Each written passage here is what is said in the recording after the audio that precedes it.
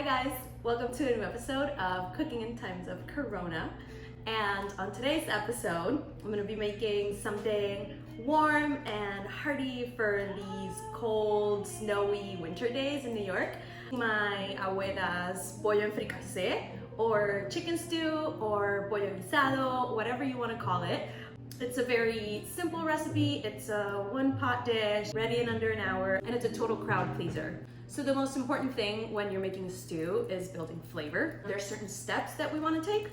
So I prefer dark meat chicken. I have some chicken thighs and chicken legs.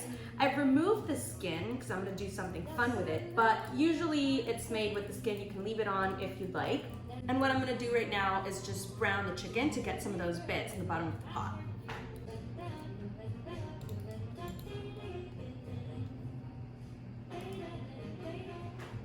So this will be the most important step in this dish, is browning the chicken. So you want to make sure that your pot is nice and hot and it sizzles when it goes in.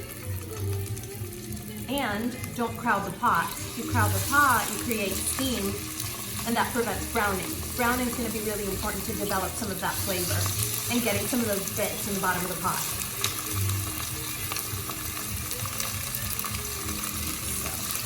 I have my legs in, my thighs in. So we're just gonna leave the chicken sit there now. You don't wanna move it around. You want it to develop some of that color before you turn it. So as soon as we get a nice light golden brown, I'm gonna turn it. And I have this at medium-high heat. I'm using this Dutch oven, but any heavy bottom pot will do. So I have some nice color on both sides now. I'm just gonna take this chicken out and keep browning the rest of my chicken. So now that my chicken's brown, I'm gonna remove it. And you see these nice brown little bits at the bottom of the pot. That's called the fond. That's flavor. And we're gonna deglaze the pot, which is lifting that fondue by adding sofrito. Homemade sofrito. This is my grandmother's recipe. If you want the recipe, just check out my IGTV. It's very simple to make, and it's the base of all of our cooking, pretty much. It's kind of like a French mirepoix. And the word sofrito comes from the action sofreír, which means to saute. So we're just sauteing all of this flavor in the bottom while we're deglazing the pot.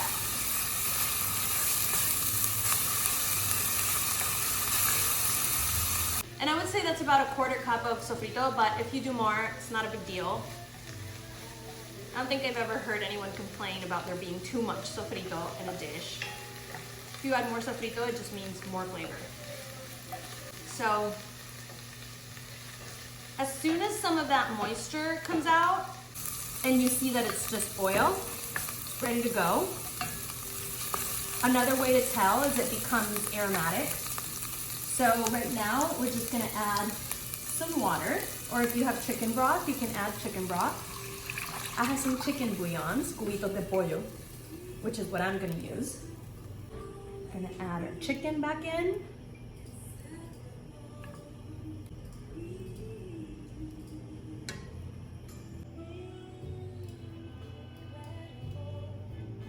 Drippings in there too, I'll cook out. And at this point, I'm gonna add my tomato sauce.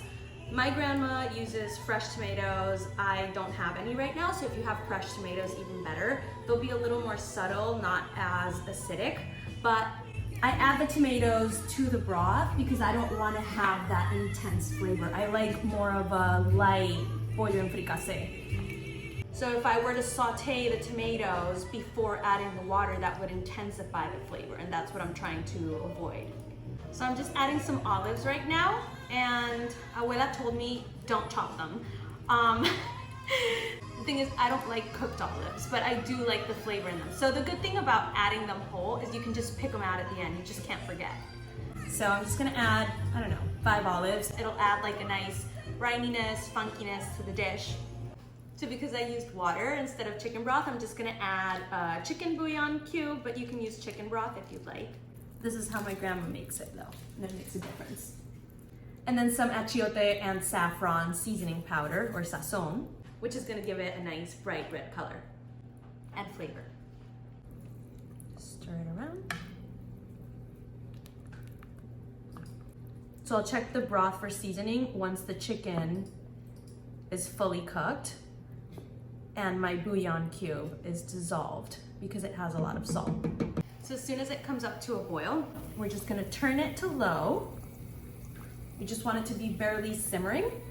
Cover it, and we're gonna cook it for about 20 to 25 minutes. You don't want it to be too cooked. You don't want the chicken to fall apart. You want it to still be on the bone. So we'll check it in about 15 minutes just to make sure.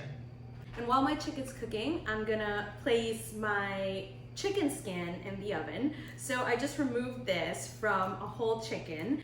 Usually it goes into the stew with the meat, but I'm a little bit extra. So I'd rather make a chicharrón with this chicken skin and add a little bit of texture and complexity to the dish. So I have my chicken skin, which I seasoned with the same seasoning as the chicken, adobo, which is our seasoning blend. It's just salt, garlic powder, oregano, turmeric. But you can make your own adobo or purchase it at the store. So I'm adding a piece of parchment paper over the chicken, and I'm just gonna pop it in the oven for 15 to 20 minutes or until it's golden brown and crispy. So my chicken's been simmering for about 25 minutes now. And at this point, I'm gonna add some potatoes. You don't wanna add them too far ahead of time because they'll break up. Make sure they're fully submerged in the liquid. Taste for seasoning. When making a stew, you want to season at every stage. So just keep constantly tasting.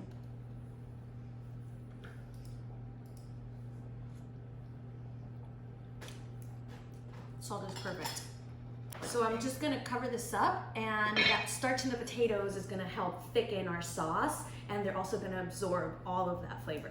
And I'm just gonna check it in 10 to 15 minutes. So potatoes have been going for like 15 minutes now. I'm just gonna check them, and the best way to test them is to just stick a knife in them. You just want no resistance. And yep, these are ready to go. And the way we serve this, super simple. Just finish it with a nice handful of fresh cilantro, white rice as the base. Then stir up my chicken. And you can see how the potatoes have thickened that sauce. I still like it nice and runny though. I like it kind of soupy. My favorite piece are the thighs. So I'm gonna grab one of those.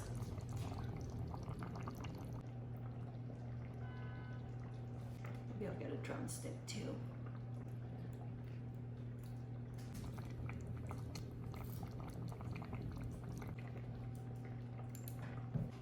Make sure you get some of that sauce.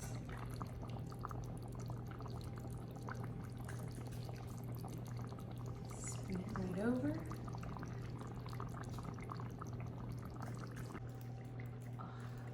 And that rice will sop up all that sauce. It's gonna be delicious. Get that potato too. Because rice isn't enough starch. Let's get another one in there. And some sauce over that. And then, because we're being super extra, I have my chicken skin chicharrones, which have been going, look, nice and crispy. So it's super flavorful and nice and crunchy. It's gonna give it some really nice texture. And in case that's not enough, I'm just gonna add a little bit of avocado, because why not?